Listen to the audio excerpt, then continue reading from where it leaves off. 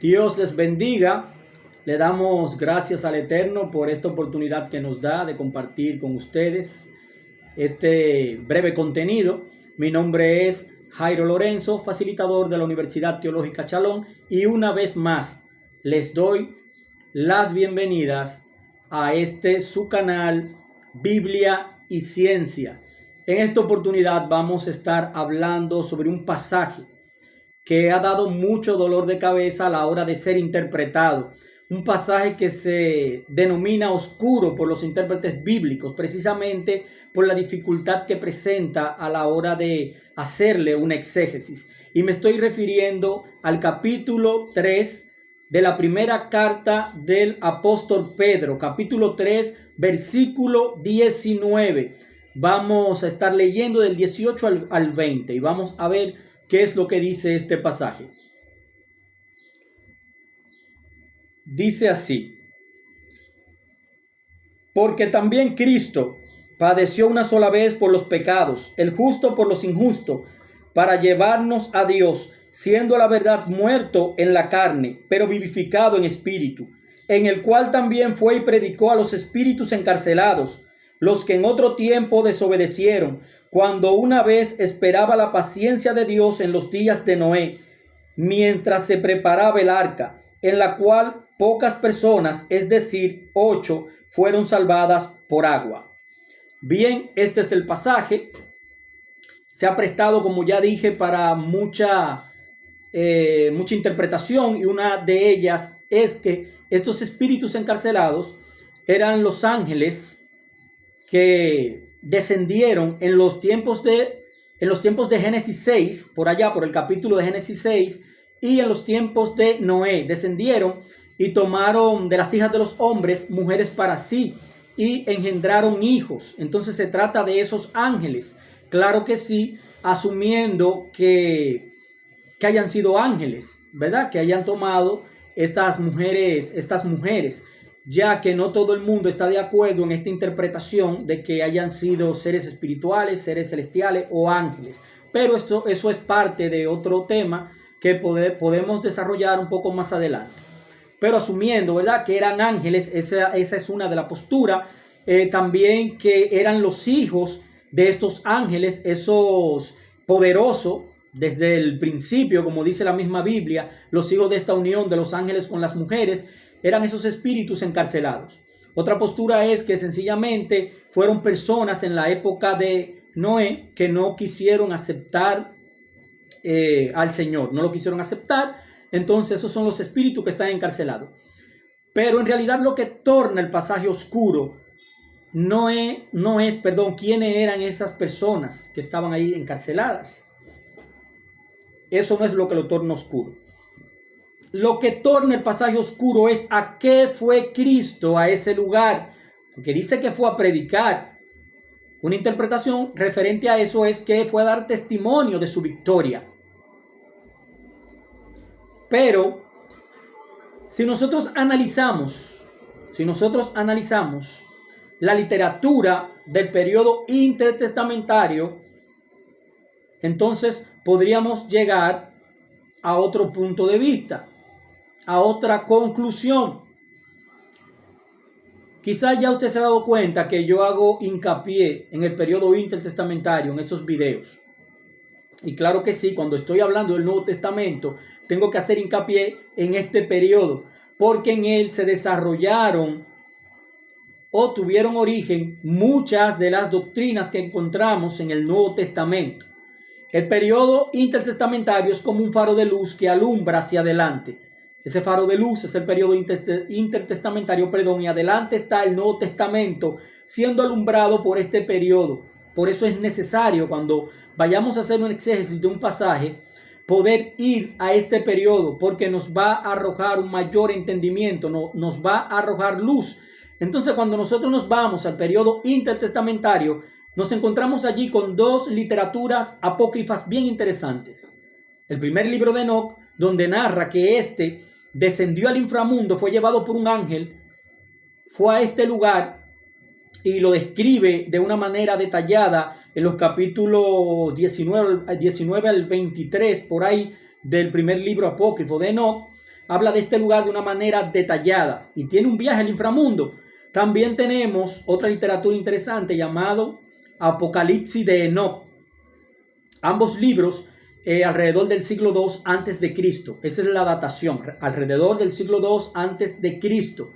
Este libro del Apocalipsis de Enoc narra que en los últimos tiempos vendrá un profeta que le va a predicar no solamente a los vivos, sino también a los muertos, con la esperanza de que estos, ¿verdad? Los muertos puedan aceptar el mensaje y puedan recibir una última oportunidad de salvación.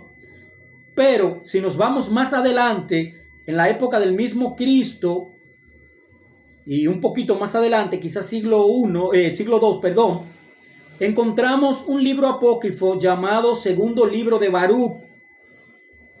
Este libro narra otro viaje al inframundo. Dice que Baruch descendió al inframundo y le predicó a los muertos con la esperanza de que estos se convirtieran. Entonces, ¿qué es lo que estoy diciendo con todo esto? ¿O a dónde quiero llegar?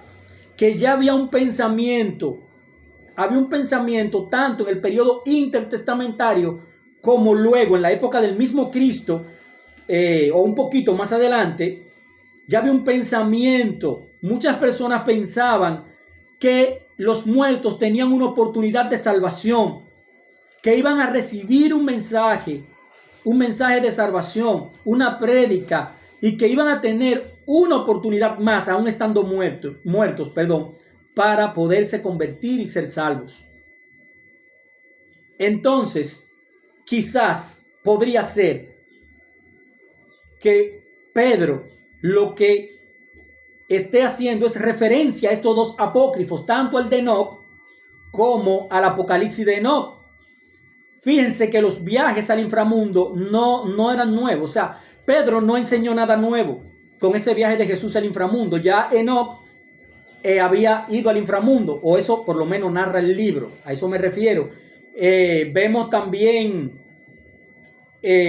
a Baruch más adelante, como también tiene un viaje al inframundo. O sea, este género de esos viajes al inframundo no era nada nuevo. Entonces podría ser que Pedro lo que esté citando estos dos apócrifos, diciéndonos, especialmente el apocalíptico, diciéndonos que esa profecía de ese libro, de esos apócrifos, tienen su cumplimiento en Jesús, que ese profeta que dice el Apocalipsis de Enoc, que iba a venir en los últimos tiempos a predicarle a los muertos para que se salvaran, que esa profecía tiene su cumplimiento en Jesús y que el que ha venido a predicarle a los muertos para que estos sean salvos es Jesús. O sea, Pedro no está limitando la obra redentora de Jesús. No le está limitando, sino que también a través de la obra de Cristo, no solamente los vivos, ¿verdad?, los que pertenecemos a este plano, hemos recibido liberación, sino que aquellas personas que murieron sin recibir a Dios a través del sacrificio de Cristo tienen una oportunidad más. Parece ser que es lo que nos está diciendo Pedro cuando analizamos toda esta literatura intertestamentaria, ¿verdad? Y la relacionamos con este pasaje de Pedro. Ahora bien, yo he dicho ahora mismo, acabo de decir que Pedro posiblemente ha estado citando o citó estos apócrifos. No se sorprenda porque yo haya dicho eso, porque tenemos ejemplos en el Nuevo Testamento. Judas en su carta cita dos apócrifos. Él hace mención de una contienda que tuvieron el ángel Miguel y Satanás por el cuerpo de Moisés. Cuando usted se va al Antiguo Testamento, eso no se encuentra allí. Eso no se encuentra en la Torá, no se encuentra en la ley, no se encuentra en los profetas, no se encuentra en la Escritura. Eso pertenece a un libro apócrifo llamado Libro de Moisés o Ascensión de Moisés. Pero también cita de manera explícita el primer libro de Enoc, cuando dice Judas que el Señor vendrá con sus miríadas de ángeles. Entonces tenemos ejemplos de otro autor del Nuevo Testamento citando literatura intertestamentaria, literatura apócrifa. Entonces posiblemente lo que está haciendo Pedro es eso, citando esa literatura apócrifa para demostrar su cumplimiento en la obra redentora del Señor. Hay un pasaje bien interesante en la misma carta de Pedro y lo voy a leer. Primera de Pedro 4:6, que es más explícito aún. Vamos a ver. Dice, porque por esto también ha sido predicado el evangelio a los muertos, para que sean juzgados en carne según los hombres, pero vivan en espíritu según Dios. Claro, nosotros no compartimos la doctrina de la predicación o la oración a los muertos. Entendemos que cuando una persona muere, muere sin Cristo, sin Dios, se fue sin esperanza. Esa es nuestra doctrina y yo no vengo aquí a instar a lo contrario. No, simplemente hago un exégesis del texto recurriendo a las herramientas necesarias, sin importar, ¿verdad?, que esto pudiera estar chocando con mi doctrina, porque no podemos a la hora de hacer exégesis sesgarnos o tener sesgo. No podemos, porque así no vamos a crecer teológicamente. Tenemos que dejar que los textos hablen. Yo no creo, repito, particularmente, ni estoy insistiendo de que tengan esperanza los muertos.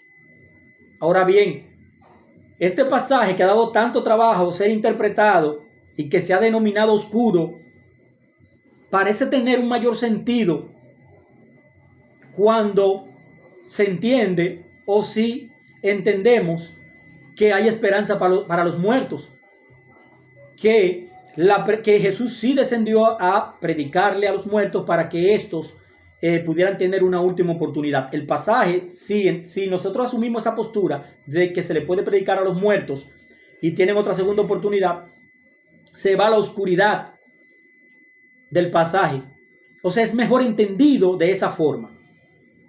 Pero repito, no es lo que estoy tratando de hacer con este contenido. No, sencillamente la dinámica de este canal es traer temas como estos para instarlo a usted a profundizar más en la Biblia y que tenga un mayor bagaje teológico, que no nos quedemos simplemente con aquellas notas que nos brindan algunas Biblias de estudio, sino que entendamos que hay cosas más allá. Entonces, mis estimados, Dios les bendiga mucho. Esto ha sido todo por hoy. Recuerden, en mis videos necesariamente yo no proyecto mi teología. No, estoy tratando de ser objetivo y siempre trayéndolo a ustedes las cosas, ¿verdad? Estos pasajes que pudieran ser controversiales, poniéndoselo a usted delante en la mesa, como suelo decir, para que usted lo analice y llegue a sus propias conclusiones. Dios le bendiga, Dios le guarde.